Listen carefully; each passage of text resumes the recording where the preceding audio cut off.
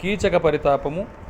నిగుడు మనోరథంబులను భావరథంబుల శిశిరోపచారంబుల ప్రొద్దు గడపి కడపి కడగానక మాయ రవియేల కృంకడకోయను నిట్టేల తడిసెనోయను కృంకంబోయడుచూ ఇప్పుడయను దాయపరిచెనను మనోజతాపము పేర్మిన్ దివమ కాని ఇంక భువనంబులందిట వట్టి రాత్రిలేని ఎట్టుగాగ చేసెనొక్కో విధి విశేషించి నాకక నేడ దివము సాగి నిలిచెనొక్కో ఇమ్మెయిని నధిక పరితాపమ్మునబడు సూతు హృదయ పద్మంబలరం తమ్మి కొలంకులు మొగుడ వనమ్ములు సోలంగ దివసనాథుడు కృంకెన్.